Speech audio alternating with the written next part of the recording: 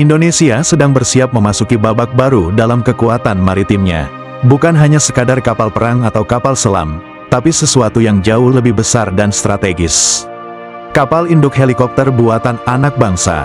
Inilah rencana besar PT PAL Indonesia dan TNI AL membangun landing helicopter dock, kapal serbu amfibi raksasa yang bisa membawa helikopter, pasukan, hingga kendaraan tempur berat.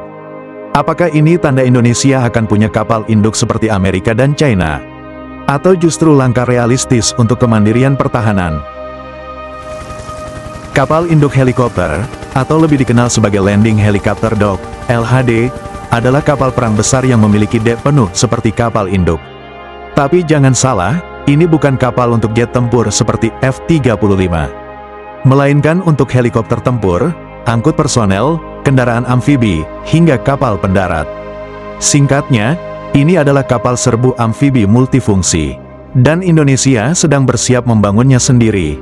PT PAL Indonesia, perusahaan galangan kapal milik negara, bersama TNI AL sedang mempersiapkan pembangunan kapal LHD modern.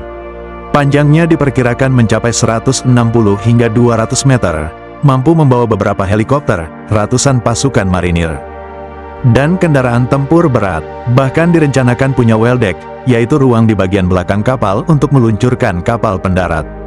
Rencana ini bukan hanya soal prestise, tapi juga soal kebutuhan strategis. Indonesia adalah negara kepulauan dengan ribuan pulau.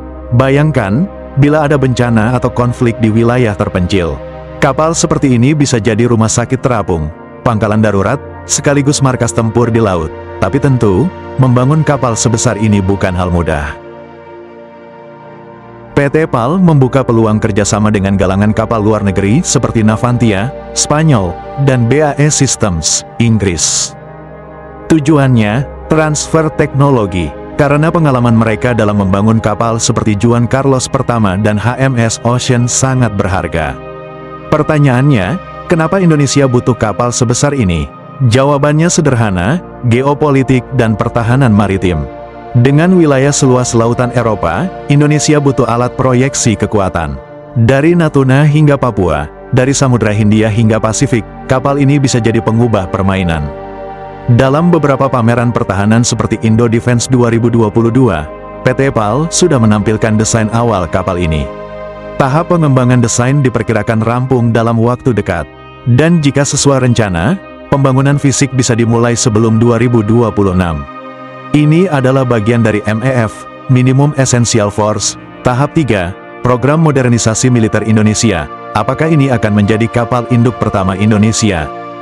Jika sukses, Indonesia akan menjadi salah satu dari sedikit negara berkembang yang mampu membangun kapal kelas ini sendiri.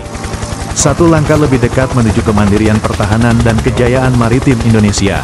Jayalah bangsaku, jayalah negeriku, jayalah maritim Indonesiaku.